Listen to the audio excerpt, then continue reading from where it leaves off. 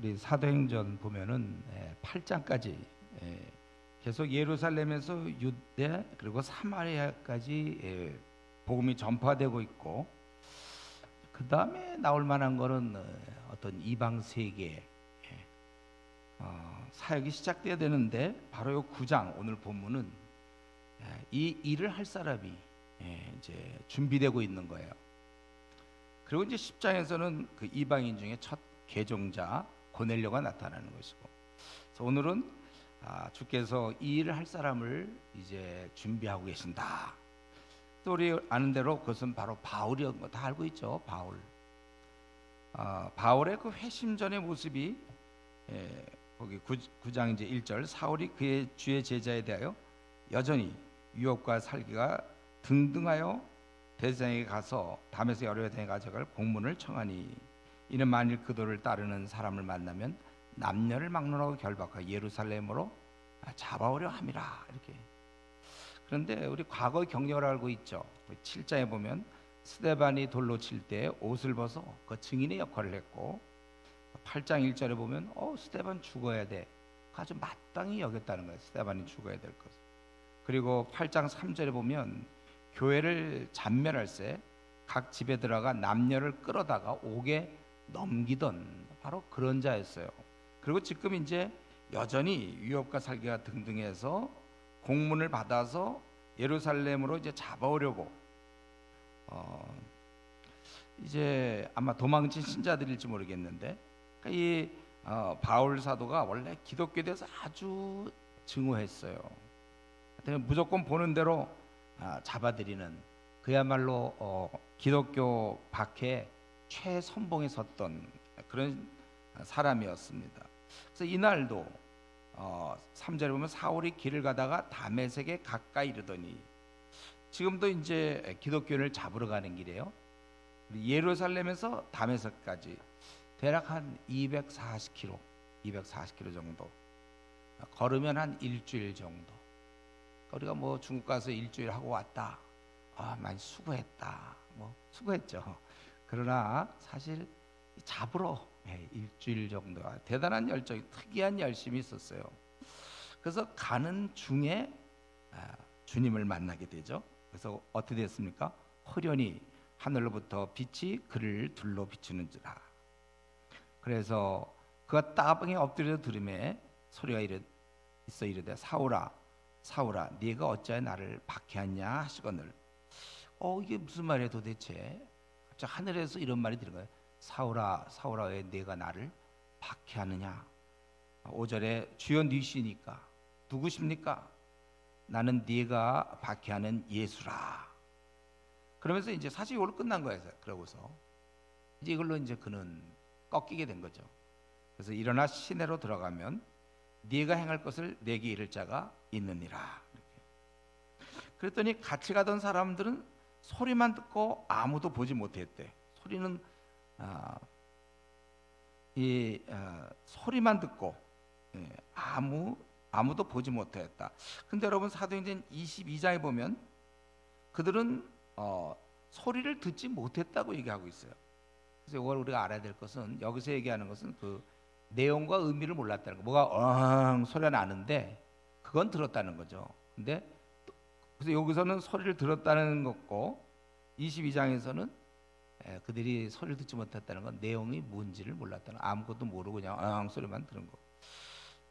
그러니까 이 사람들이 결국 아무것도 모르고, 그리고 나서 사울이 땅에서 일어나 눈을 떴지만 아무것도 볼 수가 없었고, 그리고 사흘 동안 보지 못하고 먹지도, 보지 못하는 건 이해가 되는데 먹지도 마시지도 안 했죠.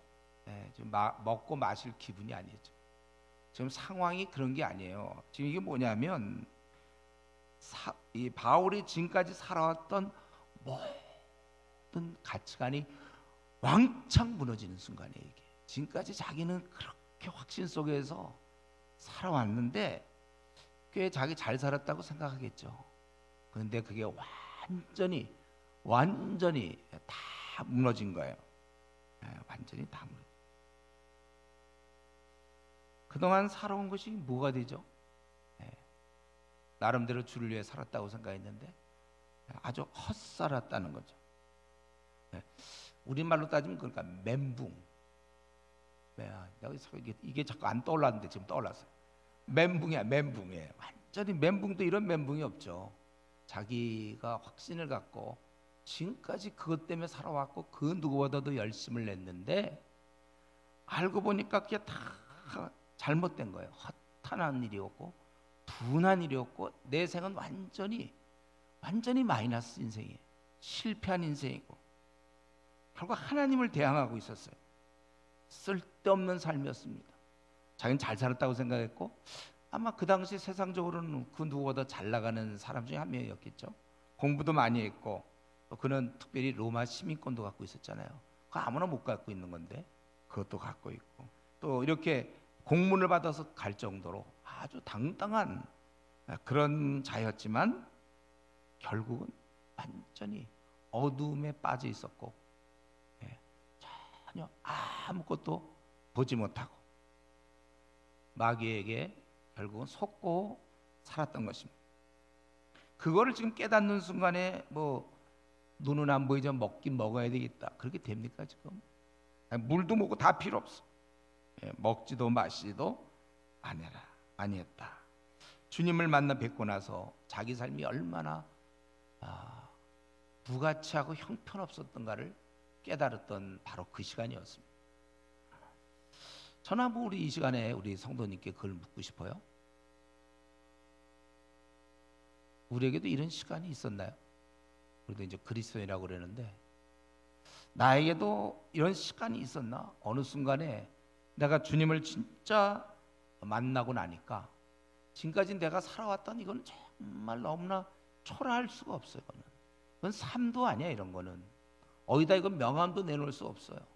자기 세계에 빠져 있었던 것이지 괜히 혼자 열심을 냈을 뿐이지 주님 앞에서 이거는 정말 헛되이 사는 거구나.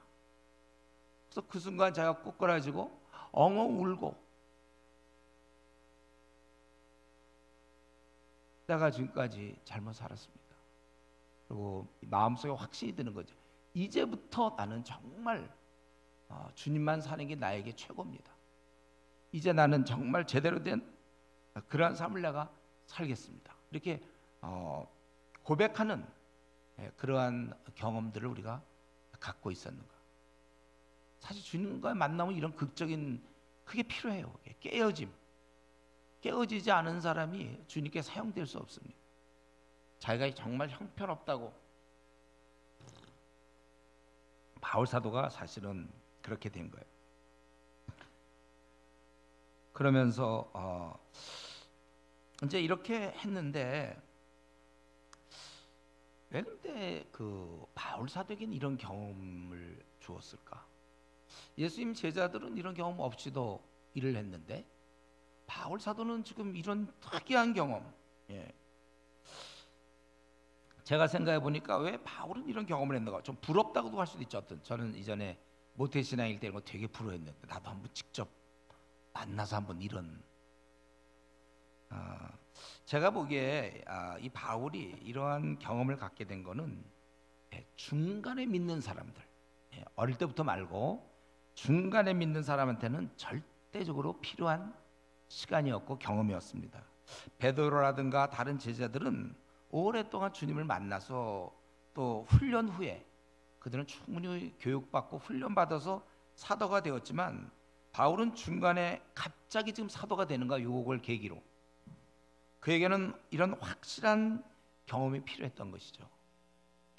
그래서 저는 이 원리가 오늘날도 마찬가지라고 생각해요. 이 어릴 때부터 교회 생활한 사람들 있죠. 보통 이제 모태신앙 보통 이제 그런 사람 이제 대충 코스가 정해져 있어요. 대학 들어가서 이제 방황하는 거예요. 보통 물론 좀 일찍 방황하는 애들 있어요. 고등학교 때부터 방황하는지 모르지만 대부분 모태신앙들은 원래 중간에 한 번씩은 방황하고 안 하는 사람은 아주 좀 소수예요. 소수. 그건 좀 특별한 은혜가 있는지 모르고 대부분은 방황을 하다가 이제 마음을 다시 잡습니다. 물론 내 얘기를 하고 있는지 모르지만 제 경험엔 그래요. 그러면 다시 돌아오잖아요. 그러면 어떤 일이 벌어지냐면 이미 교회 생활에 익숙했다고요. 신앙생활에 익숙했어요. 신앙적 어떤 가치관, 하나님 살아계시고 나를 보고 계시며 뭐 주를 위해 살아야 된다 이런 게 이미 알고 있던 거예요. 몸에 이미 배어 있어서 그 다음에 신앙생활이가 쉬워요. 그러니까 뭐 주일 성수라든가 헌금 생활. 제가 우리 모태 신앙들이 잘하는 거는 기본적으로 두 가지라고 그랬죠. 주일 예배 안 빼먹는 거랑 헌금 내는 거. 이건 근데 중간에 예수 믿는 사람들 헌금 내기가 그렇게 우리 교회도 보니까 헌금들 많이 못 내더라고요. 그게 좀 어떠면은 마음의 준비도 안 됐고 돈도 안 갖고 다니는 겸에 뭐 다 그런 것도 이유가 되고 그러니까 헌금 잘 내다가 안 내다가 나중에 그 연말정산할 때 보면 중간들 많이 빼먹기도 하고. 근데 모태신앙 그런 거 안 빼, 그건 안 빼먹어요. 딴 건 빼먹어도 기도는 빼먹을 망정 뭐 말씀 안 보고 전도 이런 건 빼 다 제로 안 할 수 있지만 헌금만큼은 모태신앙도 잘해야 돼. 예. 근데 이제 중간에 믿은 사람은 이제 그런 게 어렵고 주일 성수, 그래서 주일날 야차하면 또 가족 여행 떠난다든가. 모태신앙들은 주일날 예배 빼먹는 경우 거의 없어요. 그런데 그래서 잠시 방황하다가 돌아온 사람은 이게 익숙해. 신앙생활하기가 참 편해요. 그러나 중간에 믿는 자는 모든 것을 다 처음부터 시작해야 돼요. 그래서 힘든 거예요. 깨닫고는 그렇게 살아야 된다고 생각하지만 마음 깊숙이, 아니 몸 자체가 이미 옛날에 이렇게 거기에 이렇게 적응돼 있어요. 몸에 이미 배어 있단 말이에요. 여러분 우리 이민 갈 때 초등학교 때 이민 간 애들은 오래 그냥 어느 순간 거의 뭐 그 나라 사람 비슷하게 지낼 수 있어요. 근데 나이 들어서 한참 나이 들어서 이제 한 50대고 60대, 한 70대고 막 예를 들면 그때 이민 간 사람들은 그게 다 힘든 거예요. 먹는 것도 그렇고 생활 습관이 다 힘들어요. 그래서 어떻게 하냐면 이제 우리나라에서 갔으면 미국에 가면 거기서 이제 대한민국 공화국을 만들어서 그 안에서 완전히 아침도 이제 밥에다가 뭐 김치찌개 해 먹고 점심도 그렇게 먹고 저녁도 그 목욕탕 없나 목욕탕 대중 목욕탕 찾아가고 말이죠. 거기 보면 우선 뭐 하여튼 제가 뭐 이전에 LA 벌써 한 30년 전에 갔나 LA 그때 가보니까 뭐 다 있더라고. 뭐 보신탕집도 있고 뭐 한의원도 있고 다 똑같이 있어요. 다만 이제 달러를 내는 거지. 달러를 갖고 하지 똑같아. 그게 익숙한 거예요. 괜히 새로운 동네 같은 데 가갖고 살면 안 돼요. 늦게 믿은 자는 마찬가지입니다. 교회를 나와도 자기 과거에 살던 그 습관대로 살려는 경향이 있어요. 조금씩은 바뀌긴 바뀌지만 너무 느린 거예요. 중심이 확 바뀌어야 돼요. 그러기 위해서는 좀 믿고 나서는 이렇게 3일간 아예 뭐 이렇게 금식하고 아무것도 못 먹는 것처럼 한번 좀 확실히 바뀌어서 어디 좀 수련회 같은 거 있으면 좋은 거고, 없으면 혼자라도 뭐 추석 때 웬만하면 빨리 부모님 만나고 와서 혼자 한 3일이면 3일, 4일이면 금식 기도도 하고. 중간에 믿은 사람은 주님 내가 한 20년 동안 30년 동안 주님 외에 한 것이 없습니다. 좀 울기도 하고 말이죠. 근데 날 어떻게 이렇게 받으셨습니까? 그럼 울어야 되는 거예요. 그래서 아주 신앙생활이 머리가 아닌 몸과 마음 깊이 각인돼야 된다는 겁니다. 그래서 여러분 군인들도 보면요, 이 훈련소가 좋은 거예요. 훈련소. 저도 제 경험상 논산 훈련소 그거 한 5주, 6주. 근데 거기서 이제 완전히 사제 그런 게 다 빠져나가고 군기 바짝 들어서 나가요. 군기 들었단 말이 있어요. 군대에서는 군기 들었다. 그거 이제 거기서 한 5주, 6주장 두들겨 맞으면서 완전히 뭐 세상과 너무 달라요. 세상에서 뭐 핑계 대면 좀 제가 다리 뒤꿈치가 까져서 좀 걷기가 어렵습니다. 구나. 그러면 그러냐? 뭐 양호실 가라든가 뭐 어디서 엎드려 뻗쳐라고 막 푸시업하고 그다음 뛰어 다 까졌대는데 저는 이제 그런 모습 보면서 야 이게 이상하다. 이제 그런 식으로 이제 군기가 드는 거죠. 거기는 그냥 뭐 말로 할 거 다 주먹으로 해결하니까 이게 군대구나. 이제 군기가 바짝 드는 거죠. 근데 우리나라의 경우는 좀 어려워요. 너무 편하니까 교회 다니는. 중국 같은 경우는 다르죠. 중국은 이제 신자가 된 것 자체가 긴장이 감도는 거죠. 이거는 자기가 내가 신자가 됐다. 긴장이 감도는. 터키 같은 데는 그 무슬림 말이죠. 신자가 됐다는 얘기는 이제 사회로부터 고립당하는 거예요. 그거 밝히는 순간 회사에서 다 쫓겨납니다. 그래서 무슬림 지역 터키 같은 데 제가 그때 터키 가가지고 그런 사람들 봤어요. 왜냐하면 먹고 살 길이 없어. 아무도 안 도와줘요. 회사에 다 쫓겨나고 버림받게 되고 집에서도 버림받게 되고 예수님을 믿으면 그러니까 결국 죽는 거예요. 그래서 우리 한국의 선교사들이 가서 거기서 뭐 여행사를 하든지 막 해가지고 그들을 취직시키는 거죠. 자기가 하면 신자라는 게 확실히 드러나요. 그렇게 외부에서. 근데 우리는 그거 그러지 안 드러내도, 굳이 안 드러내도 우리 뭐 괜찮아, 우리는. 그렇죠? 그러다 보니까 자기가 예수님을 믿긴 믿는데 삶은 어떻게 보면 옛날에 그 불신자 시절과 비슷하다는 것입니다. 이런 것이 우리 한국의 모습이고, 저는 그래서 이거 구절을 보면 사흘 동안 보지도 못하고 먹지도 마시지도 아니하니라 했고, 이런 아주 큰 예수님을 직접 만나는 이런 경험들, 이게 우리한테 참 중요합니다. 그래서 저는 한번 우리의 모습을 살펴봤어요. 특별히 우리 교회는 이 대학생 때 믿으면 좋아요. 대학생 때 믿으면 아주 유리하고 다행입니다. 왜냐하면 방학이 있으니까. 그래서 제가 기왕에 우리 교회 올 거면은 대학 시절에 와라, 저 부탁을 하잖아요. 우리 청년들 이제 오는 사람, 아니면 대학교 4학년 이제 한 학기 남겨놓고 대학생이에요 이러면 나중에 아주 난처해. 제가 1학년 때 와야지. 이 1학년 때 하니까 깡소. 그래야 깊이 들어갈 수. 우리는 지금 1학년 때 오면 무려 2주짜리 수련회를 8번 하지 않습니까? 이걸 통하여 이제 의식이 바뀌고 또 바뀌고 신자들의 생활을 보게 되고, 알게 모르게 설교나 이걸 떠나서도 믿는 자의 모습에서 그냥 배우는 거예요. 이게 원래 이런 게 중요해요. 또 이렇게 우리가 중국 선교도 여러 번 가봐야 돼. 가보고 또 가보면서 내가 이제 그리스도인이라는 그 정체성을 갖게 되는 것이죠.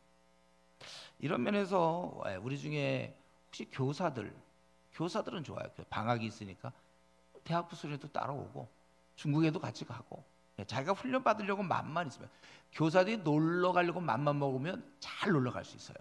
방학 때마다 기다렸다 가고. 여러분 혹시 놀 마음 있으면 한번 교사 되는 것도 괜찮아요.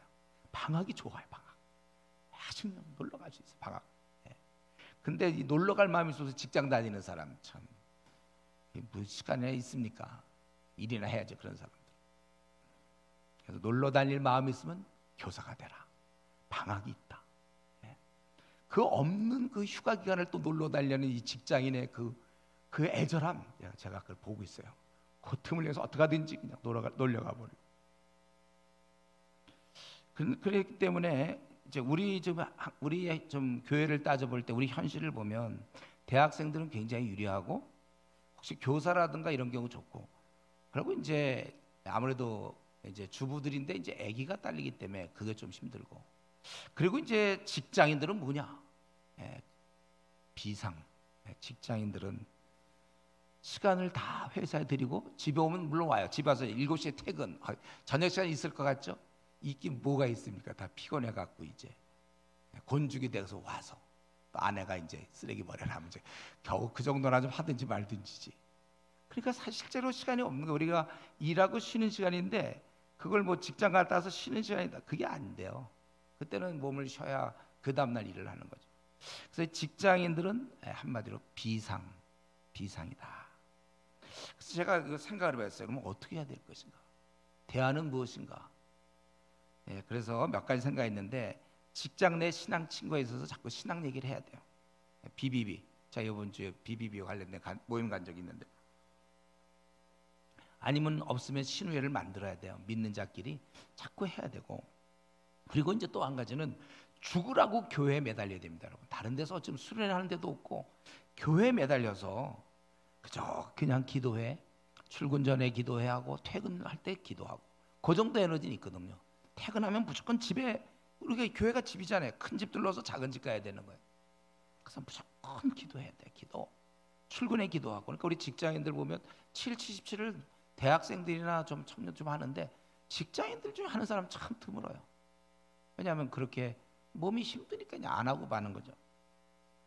그래서 이 직장인들의 대안은, 이 아직 쌩쌩할 때, 힘이 있을 때 그 낮 기간 동안에는 신앙 있는 사람을 만나는 거, 회사에서.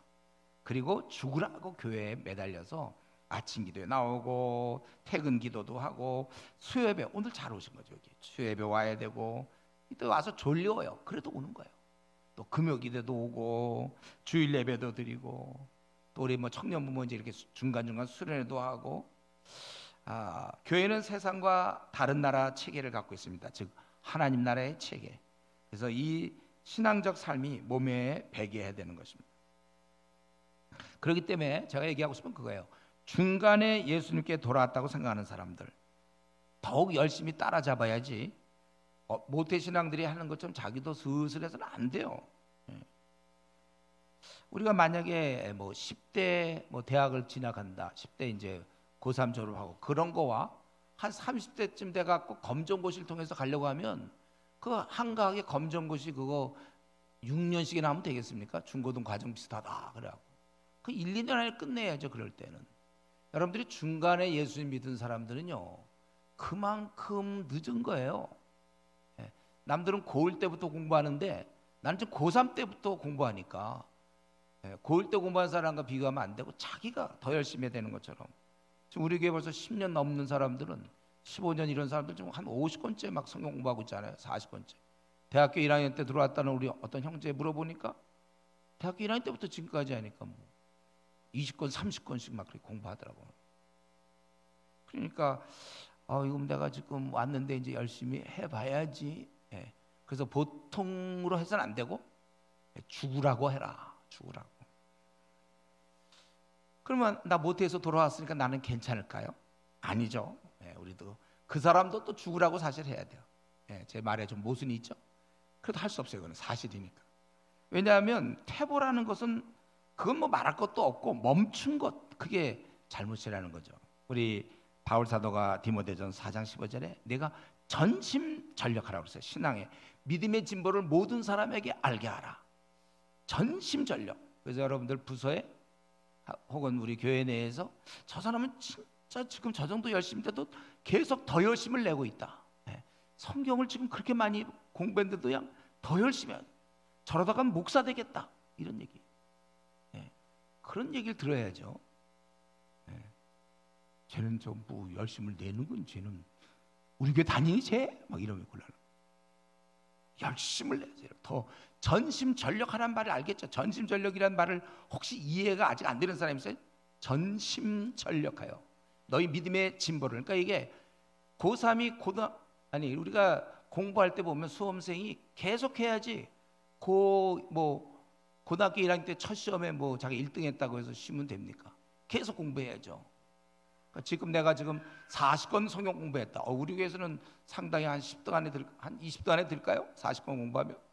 그러니까 좀 슬슬 해도 되겠. 그게 아니라 전심전력. 전심전력. 하나님 앞에서. 베드로후서 3장 18절 오직 그리스도의 은혜와 그를 아는 지식에서 자라가라. 저는 간사거든요. 저 집사예요. 그러니까 뭐 이제 이 정도는 뭐 이젠 그래도 꼭 이제 우리 교회에서 나름대로 지도자급이니까요. 슬슬 뭐 해도 되지 않겠습니까? 되지 않아요. 그래갖고는 전심전력하라. 지금 나 성경을 20권 했습니다. 30권 했습니다. 아직도 절반도 못했네. 전심전력. 전심전력. 기회만 나면 쉬는 날이다 그냥 집에서 공부하고 이래야지. 자꾸 놀 생각만 하면 안 되는 거죠. 신앙이 6개월 전과 뭐 지금과 비슷하다. 오히려 좀 더 떨어졌다. 이런 신앙 안 된다는 거예요. 6개월 전보다 지금 훨씬 올라가 있어야지. 자꾸 남과 비교하지 마세요. 비교하려면 바울이나 우리 신앙의 선배들하고 비교해야지. 우리 교회에서 내가 그래도 교사하고 내가 조장이야. 내가 조장 벌써 조장 지금 3년 차 막 아니면 6번째 텀 조장인데 내가 그래갖고 되지 않아요. 내가 집사 제일 먼저 됐는데 왜 그래? 막 그런 거 아무 소용없어요. 바울처럼 말이죠. 바울은 있잖아요. 이때 이제 딱 깨닫고 나서 완전히 전세를 바꾸는 거 아닙니까? 아니 세상을 바꾸게 되는 거야 바울이. 그래서 이제 이렇게 이대로 그러면 끝나서 먹지도 못고 마시지도 못하고 굶어 죽었다. 이렇게 끝나면 안 되는 거죠. 그 다음 사건이 이제 아나니아가 등장하는 건데 한 가지만 더 들어가기 전에 한 가지. 지금 이 사울아 4절에 어째 나를 박해하느냐. 성도가 핍박당하는데 예수님은 자신이 당한다고 얘기하는 거예요. 여러분 이거를 좀 깊이 음미하세요. 나와 주님은 이런 관계입니다. 내가 당하는 게 주님이 당하는 거예요. 그 성도가 누군가 박해를 당했을 때 주님이 박해를 당하는 거예요. 왜 네가 나를 박해하느냐 이렇게 말했어요. 여러분 주님 때문에 오해를 많이 받습니까? 혹은 배신을 당하나요?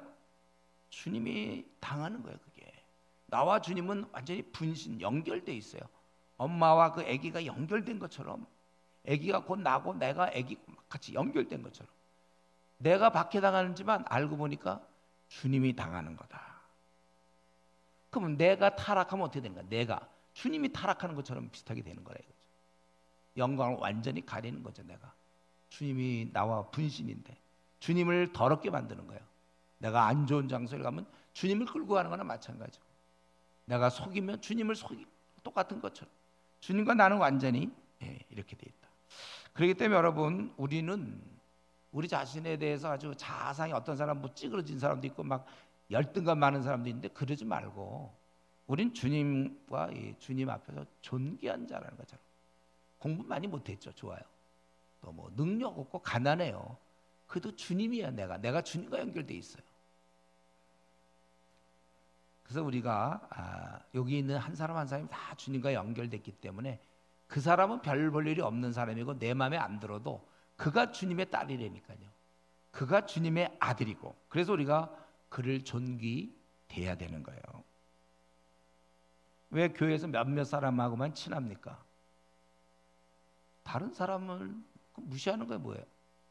그도 주님께서 위하여 목숨 버려 죽으신 형제요 자매인데 그래서 우리는 이 성경이 가르친 대로 한다면 모든 형제가 주의 몸이라는 사실을 알고 자매가 귀하게 돼야 된다는 것입니다.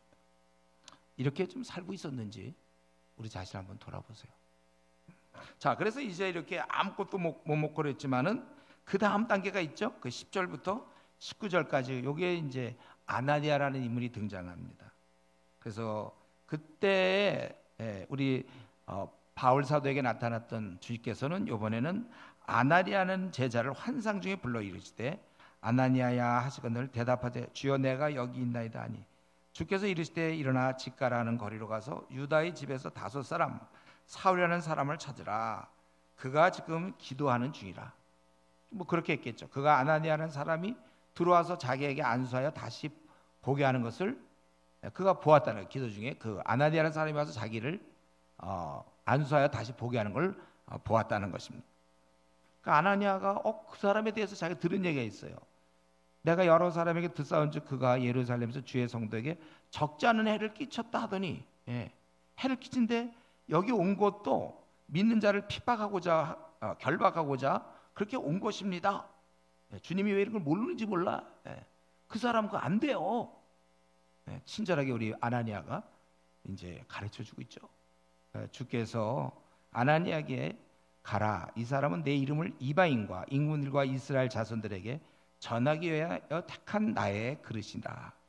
내 이름을 위하여 얼마나 그가 고난을 받을 것인지 내가 보일 것이다. 주님 때문에 이제 앞으로 그는 고난을 받을 자예요.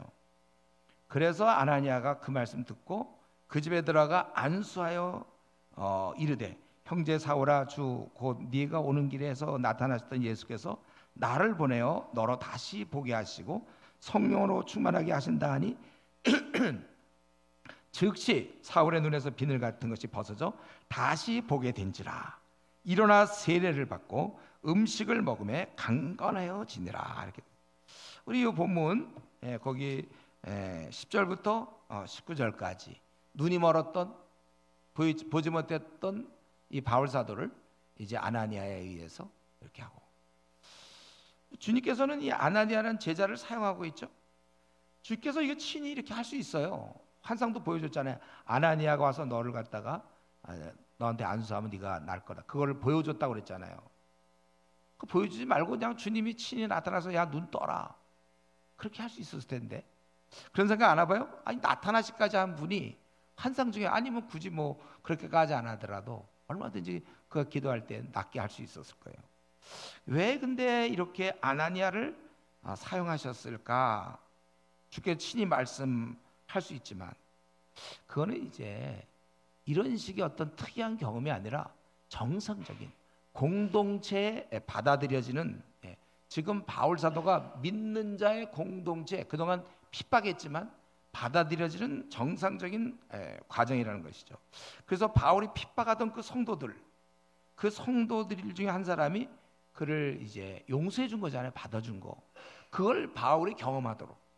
그래야 드디어 바울도 자신이 이 지상에 남겨진 주의 몸, 교회 공동체, 믿는 자의 공동체 멤버십을 갖게 되는 거예요.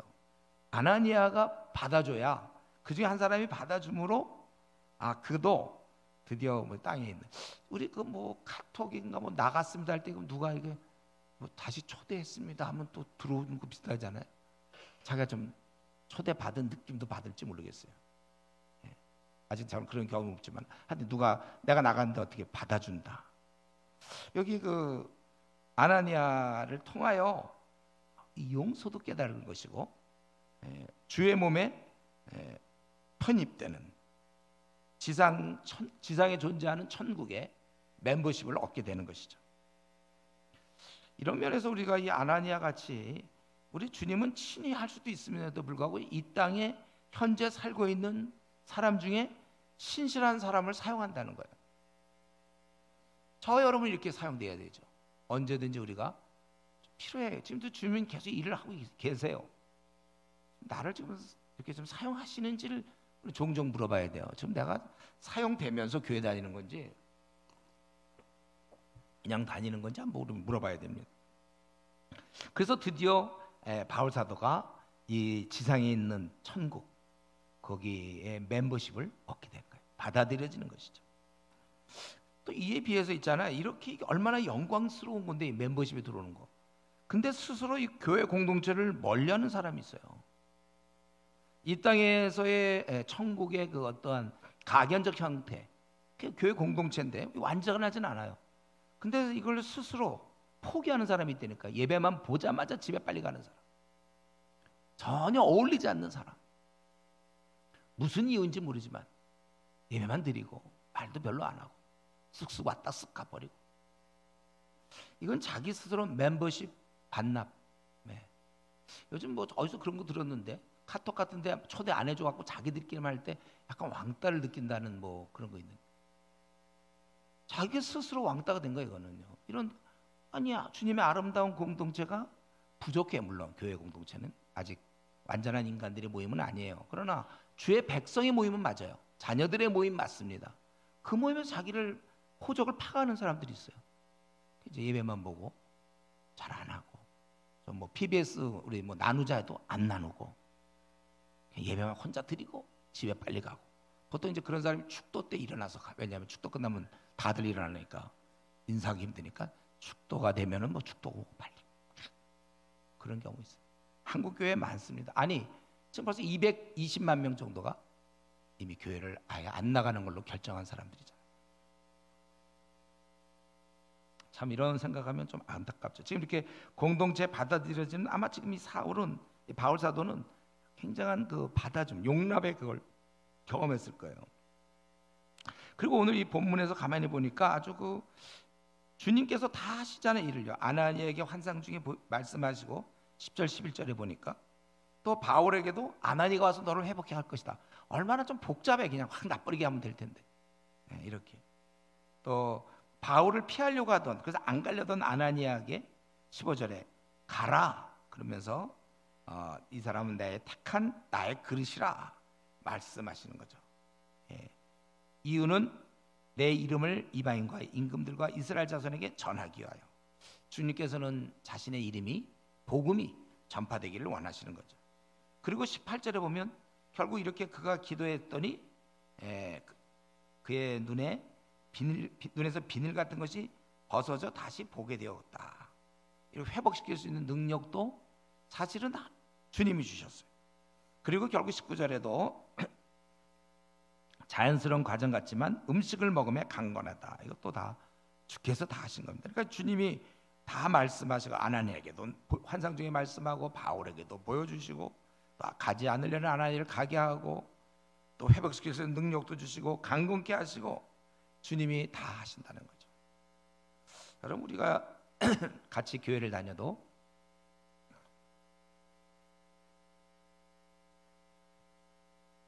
이런 거를 잘 깨닫지 못하고 신앙생활하는 사람이 있어요. 그럼 신앙이 깊어질 수가 없습니다. 그분께서 사실은 다 하고 계시다. 역사의 주관자는 주님이다. 트럼프도 아니고 시진핑도 아니고 김정은도 아니고 문 대통령도 아니고 역사의 주관자는, 회사의 주관자는 CEO도 아니요 인사 무슨 이사도 아니요 주님이시고, 우리 가정을 이끌으시는 분도 나도 아니고 주님이시다. 우리가 그걸 좀 철저히 좀 생각하면 좋겠어요. 오늘 아침 기도에서도 그랬지만 그분이 선한 목자라는 거, 이거는 상수잖아요. 이건 바뀔 수가 없어요. 이건 우리가 죽는 날까지 안 바뀌어요. 그분이 나의 선한 목자다. 내가 바뀌어야지. 그걸 믿고 생활해야 되는 거예요. 정말 우리가 그분이 우리를 이렇게 이끄시고 다 하시는 분이라면, 그렇다면 우리가 우리의 생을 너무 염려할 것이 없어요. 지금 여기 그가 이렇게 직가라는 거리로 가서 그 사람이 다섯 사람, 고향이 어디냐면 다소 출신이에요. 이 사울은. 바울은 다소 사람이었어요. 고향을 다 알아요, 우리 예수님께서. 그리고 지금 거기서 뭐 하고 있는지도 기도하는 중이다. 시시각각 완전히 실시간 알고 있잖아요. 그리고 아나니아에게 내가 그걸 보여줬다. 다 우리의 이름도 아시고, 그때 사울의 이름을 아셨고 아나니아의 이름을 아셨던 그분은 우리의 이름도 마찬가지 알고 있고, 우리 사는 동네도 알고 계세요. 살고 있는 동네. 우리 서초동에 사는 사람들 많죠. 주님이 아세요. 서초동 행복주택인지 알아요. 아니면 그냥 또 어디인지, 빌라에 사는지. 우리 학생들 다 알고 있어요. 여러분들에 대해서 이름을 우리 노래 중에 그런 것 같아요. 내 이름 아시죠? 뭐 그런 노래 있었죠. 그 부르면서 진짜 믿나? 우리 아니 이런 얘기 더 이상 어떻게 얘기하면 되지? 이런 얘기 다 하기가 너무 불편해요. 가정생활도 하고 너희 아버지가 누군지 알고 딸이 누군지도 알고 뭐 아내가 누구, 남편이 누군지도 알고, 친구 관계 너희 그 단짝 누군지 알고, 너 지금 직장 어디 다니는지 알고, 연봉 너 자기도 잘 모른다고 했지만 너 얼마인지 다 알고, 너 돈 없다는 거 다 알고 있고 다 알아. 근데 이런 얘기 항상 하려면 얼마나 힘들어요. 이거 다 알고 있다. 너 키가 몇 센치고, 너 몸무게, 뭐 네 혈관, 너 무슨 혈액형 다 안 되니까요. 이런 얘기하기 너무 힘드니까 뭐 좋은 말 없습니까? 요약 정리? 네, 요약 정리가 있죠. 머리털도 다 세신 바 되었다. 내가 사실 내 혈액형 알아요. 그럼 내가 지금 어느 동네 사는지 그런 건 알아요. 우리도 좀 따라가요. 우리도 예수님만큼. 근데 이 머리털도 다 세신 바 되었다. 예. 더 얘기할까요? 이것까지 다 아실 정도면 모르는 게 뭐 있어요? 머리털까지 다 하셨는데 그만, 아이고 어느 동네 사는지 몰라. 건망증, 치매 다 하신단 말이에요. 여러분에 대해서 다 알고 있어요. 그렇기 때문에 내가 지금 주님 섬기는데 그런 충성스러움, 헌신하는 거 다 알고 계시고, 내 마음도 알고 있어요.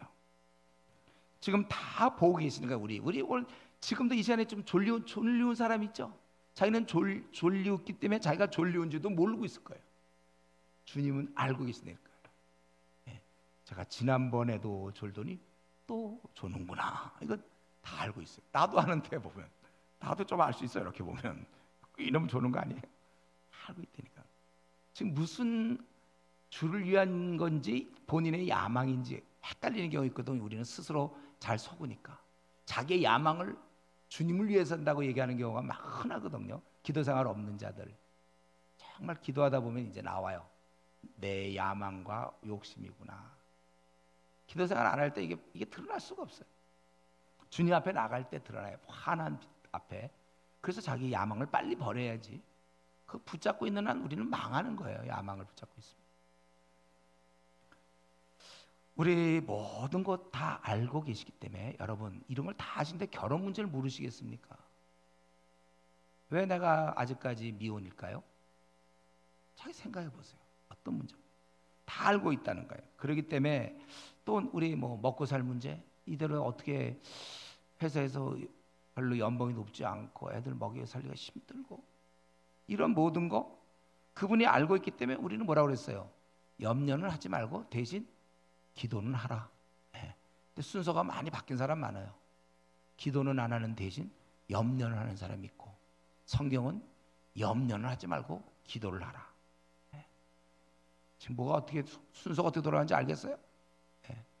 염려는 하지 말고 기도는 하라. 근데 우리는 반대로 하는 경우가 많다. 그분께서 우리를 이런 분께서 우리를 이끌고 계시는 거고, 그래서 하나님 말씀에 순종하면은 잘 되는 거요.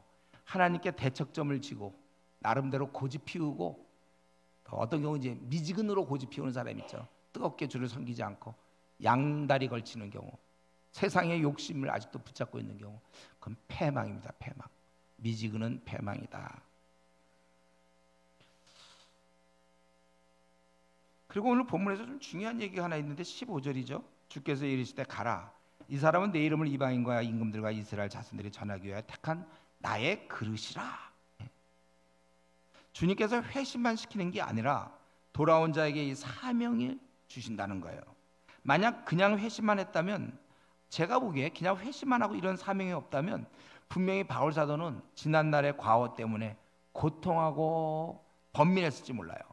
내가 왜 그렇게 했나 밤낮 후회하고, 그리고 그냥 구원만 받았을 뿐이지 이 땅에서는 무의미하게 살아가는 것이죠.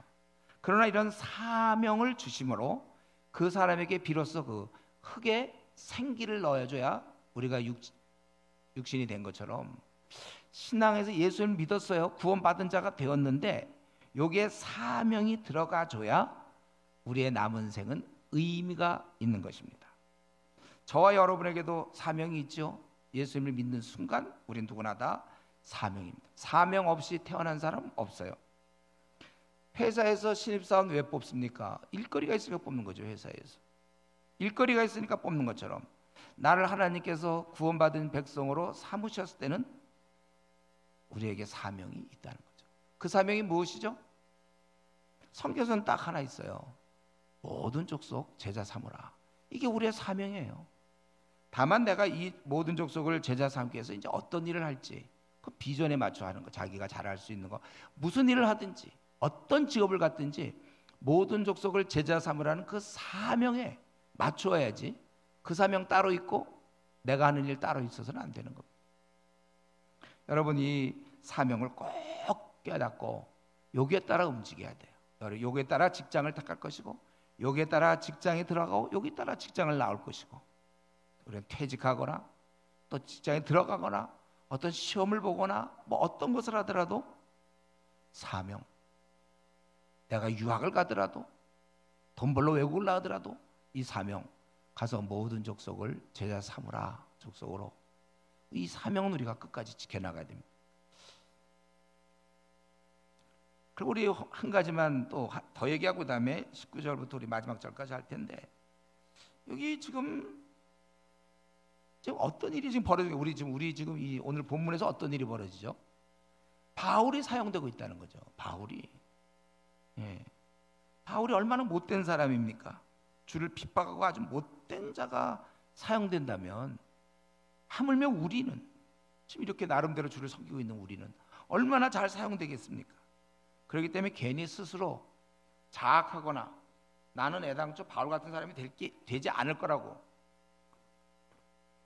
그런 생각하지 말고, 괜히 자학하고 나는 그렇게 안 될 거라는 생각, 그럴 시간 있으면요 사용될 꿈을 꾸세요. 내 모습, 5년 뒤의 모습, 10년 뒤의 모습, 중국 내지에서 움직이고 있는 내 모습을 꿈꾸세요, 여러분들. 아니면 인도 땅에 가갖고 그 인도 땅에서 움직이고 있을 내 그런 거나 꿈꾸지, 괜히 나 같은 자가 뭐 사용되겠나, 과거에 내가 얼마나 형편없었는데, 그런 생각하면 안 돼요. 꿈꾸세요. 꿈, 사용될 꿈. 한번 멋지게 살다가 죽으셔야 돼요. 그리고 이제 19절부터 마지막 22절까지 바울이 그래서 이제 이렇게 회심을 했어요. 세례를 받았어요. 이제 확실히 주의 백성이 되었습니다. 그럴 때 어떻게 됐는가? 사울이 다메섹에 있는 제자들과 함께 마치 있을 때 즉시로 각 회당에서 예수가 하나님의 아들이심을 전파했다는 거예요. 그러니까 듣는 자들이 다 놀라우는 거예요. 주로 회당에는 유대인들이 많았을 텐데, 아니 그 이름을 부르는 자를 박해하던 자가 아니냐, 예루살렘에서 이 이름을 부르는 사람을 멸하던 자가 아니냐, 여기 온 것도 그들을 결박하여 대제사장들에게 끌어가고자 함이 아니냐, 여기 온 것도 잡으려고 왔는데 뭐냐 이거예요. 그러나 뭐 이런 얘기와 관계없이 사울은 힘껏 증언함으로 다메섹 유인들이 아주 같은 편인 줄 알았는데 전혀 딴소리 하니까 당혹하게 되었다. 그다음에 이제 다음번에 살필 거지만 그래서 이제 죽일 생각. 하여튼 이러면 죽이려고 그러는 거예요. 예수님도 그랬죠. 23절에 이제 이건 다음번에 해야 돼요. 그러니까 우리가 여기서 생각할 것은 바울 사도는 회심한 이후 즉각적으로 예수님을 하나님의 아들이라고 전파했다는 거예요.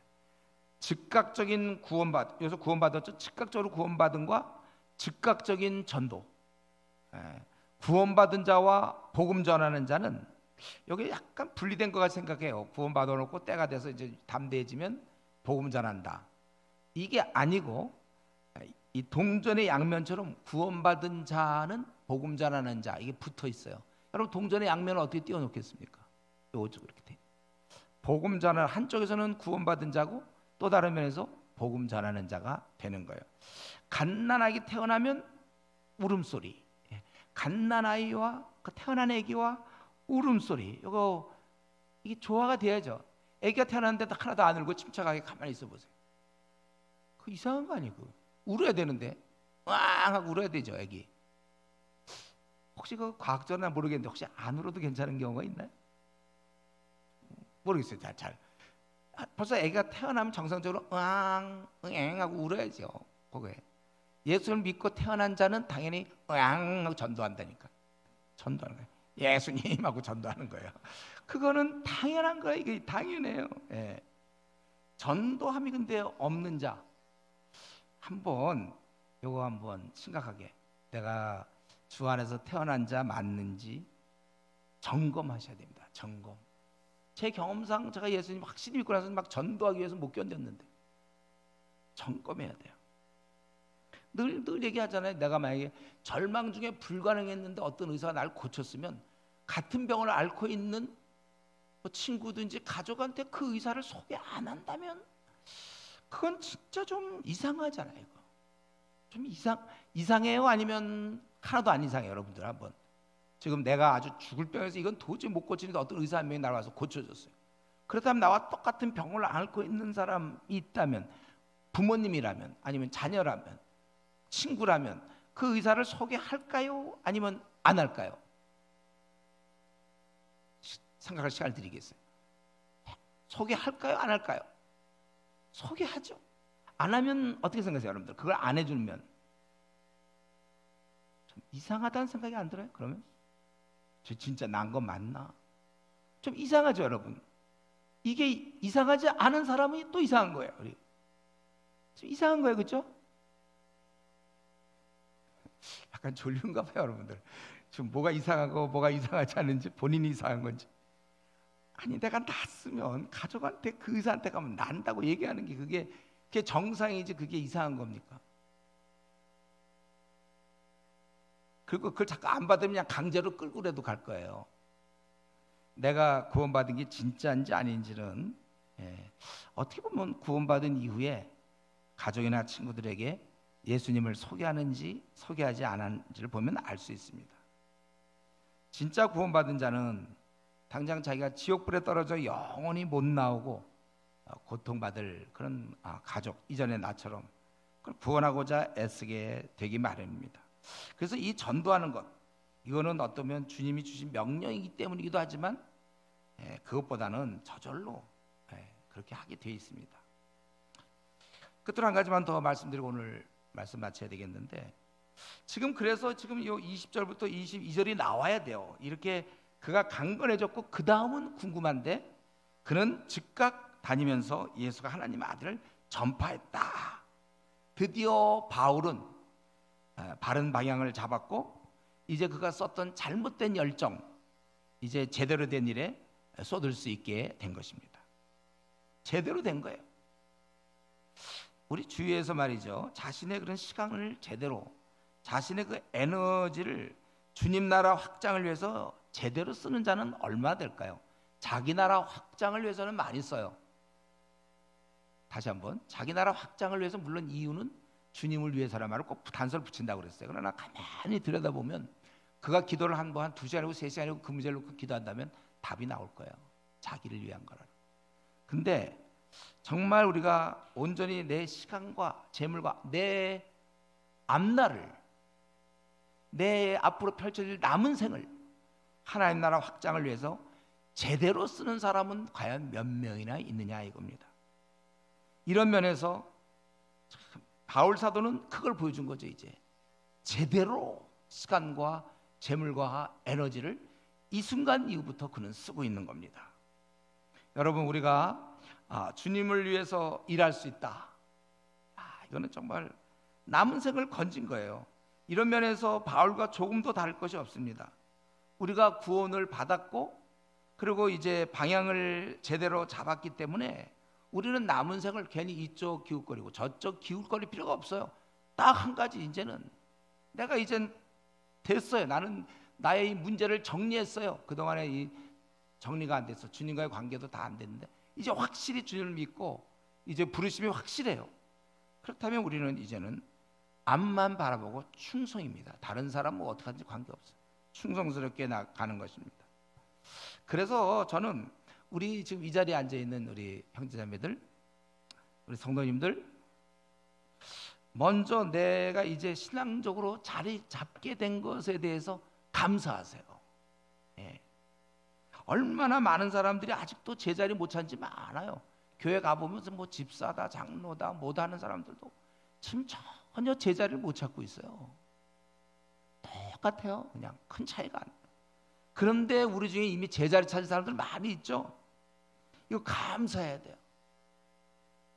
이럴 때 쓸 수 있는 말이 이제 그거죠. 안도의 한숨을 쉬는 거죠. 난 이제 내 자리 찾았네. 이제는 알겠어요. 주님을 어떻게 섬기면 되는지를. 내 자리를 찾은 거예요, 여러분. 얼마나 축복입니다.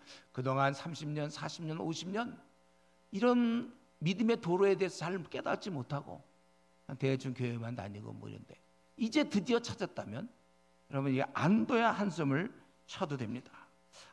지금 얼마나 많은 사람들이 이 단계에 이르지 못했는지. 불신자는 얘기할 것도 없고 우리나라에 4,500만 명의 불신자는 이거와 무관하고 우리나라 660만 그리스도인 중에 이 자리를 정말 찾고 있는지. 일반 성도들 많은 경우 제가 이렇게 만나봐도 자리를 못 찾고 있어요. 여전히 자기의 야망과 주님께 같이 섞여 있고 헌신이 안 돼 있고, 특별히 모태신앙들 대부분 헤매고 있고, 심지어는 교회에서 뭐 열심히 있는 전도회, 남전도회 회장이다, 부회장이다, 뭐 여전도회 뭐다, 1여전도, 2여전도회 뭐 회장, 부회장, 권사 막 열심을 내도 이 길에 들어서지 못했다는 것이죠. 이런 바울 사도가 확실히 다메섹 이후에 깨달은 것처럼 이게 없다. 그런데 내가 뭐라고 이렇게 확실히 눈을 떴죠? 나는 언제든지 중국에 갈 수도 있고 나는 이제 복음을 위해 살 준비가 돼 있어요. 다시 옛날로 돌아가지 않을 거예요. 분명해. 우리가 이제는 인도든 어디든 하나님이 기회만 주시면, 아니면 또 내가 간단 말이죠. 준비 다 돼 있어요. 내 마음은 주를 위해서 뭐 신학원 얼마든지 들어갈 수, 신학대학원도 들어갈 뭐 괜찮아요. 나는 이제 주님을 위해서 필요하다면 나는 다 사용될 수 있다 이거죠. 확실해. 내가 이거 제가 생각할 때 뭐 100에 하나, 1000에 한 명 있을까 말까 한 건데 내가 이미 그 단계에 들어섰다고 생각하세요, 여러분. 얼마나 감사합니까? 수많은 맹인들 사이에서 혼자 눈을 떴어요. 드디어 갈 길이 환히 보여요. 사람들 끌고 간단 말이에요. 본인도 알아요. 내가 어떻게 가야 될지 길을 보여. 맹인 중에 여러분 눈 떴다고 생각하세요, 여러분들. 여러분이 굉장히 중차대한 일을 해야 돼요. 지금 이 바울 사도가 이때 눈까지 다 뜨고 세례까지 받고 가만히 있으면 어떡합니까? 눈 뜬 사람은 책임이 있어요. 맹인들이 이끌 책임이. 여러분 딱 한 번 사는데 성공이에요. 여러분들은 성공. 이 단계에 도달했다니까. 우리가 가장 귀한 길에 들어서게 되었습니다. 이제 본인만 하나님께 기도하면서 결정하면 되는 거예요. 내가 어떤 식으로 살겠다, 어떤 직업을 갖든지 뭘 하든지 이젠 이렇게 사는 것입니다. 바울이 다메섹 이후의 삶은 전혀 달랐고 정말 주님을 위해 사는 것처럼 우리에게도 다메섹 이후의 삶을 허락하셨어요. 지금 많이 깨달았어요. 우리 대학부 학생들도 보면 수련회 몇 번 갔다 오고 나면 이제 확실히 알아. 자기가 이렇게 살다 죽어야 된다는 거를. 또 우리 마찬가지 청년부나 장년부에도 마찬가지예요. 이제는 이렇게 살아야 된다는 걸 알아요. 그래서 우리가 먼저는 감사해야 돼요. 왜 하필 나에게 눈을 뜨게 하셨는지. 내 삶이 이제는 나는 자신 있어. 이렇게 살다 죽으면 주님 기뻐할 게 옛날에 그게 안 보였어요. 뭘 어떻게 살아야 기뻐할지를. 이제는 분명히 보인단 말이죠. 이런 기회를 하필 나에게 주셨는가. 오늘 우리가 바울 사도가 다메섹 이후에 변화된 모습, 그거 우리도 똑같아요. 우리에게 주셨는데 본인이 자꾸 아니라고 얘기하면 안 돼요. 이제 나에게 주어진 기회와 시간과 나의 에너지들을 이제 어떻게 사용할 것인가. 다메섹 이후 오히려 우리는 제일 먼저는 감사드려야 돼요. 이런 기회가 천에 하나 만에 하나인데 내가 걸려들어야 돼요. 구원받는 것도 천에 하나 만에 하나인데 어떻게 구원받은 자 안에서도 이 다메섹 이전의 사람이 많은데 나는 다메섹 이후에 이제 분명히 알잖아요. 여러분들 어떻게 살아야 될지. 이거 깨달았으니까 그렇다면 결론은 하나예요. 이제는 뛰는 겁니다. 뒤돌아보지 않고 푯대를 향해서 뛰는 거예요. 다른 사람은 어떤 길을 가든지 나는 내가 깨달은 길을 가는 거예요. 그래서 우리 아주 그냥 열심히 또 마음껏, 그리고 이것이 이 어떤 멍해가 아니에요. 이것은 아주 즐거움 가운데 깨달은 자가 눈을 떠가지고 맹인들을 막 이끌고 아주 보람 있는 일이고. 그래서 여러분들 아주 그냥 즐겁게, 상황은 영 그게 아니더라도 우리 마음은 즐겁게 뛰다가 주님을 만나는 그러한 성도 되기를 바랍니다. 우리 이 시간 한번 기도합시다. 모든 것을 이루시는 분은 다 하나님께서, 주님께서 이 모든 일을 지금 이루셔서 결국 사울이라는 인물을 바울 되게 하시고 다메섹 이후에 그는 주님의 기대대로 이제 정신 차리고 구원받자마자 즉각적으로 그가 할 일을 했던 것입니다. 이런 면에서 우리의 사명, 가서 모든 족속으로 제자 삼으라는 명령을 우리가 마음에 품고 나는 이 일을 위해서 앞으로 생을 어떻게 써야 되는가. 이제 다메섹 이후를 허락하신 이 주님의 의도를 깨닫고 내가 이제 이만큼 깨달았으니까, 옛날에는 몰라서 그랬지만 이제 나는 어떻게 주님을 섬기게 되는지 알아요. 그렇다면 나는 이제 남은 생 어떻게 살다 주를 만나야 될지, 우리 다메섹 이후를 허락하신 주님께 감사하면서 우리도 열심히 뛸 것을 이 시간에 한번 기도하고 다짐하겠습니다. 같이 통성으로 간절하게 기도하겠습니다.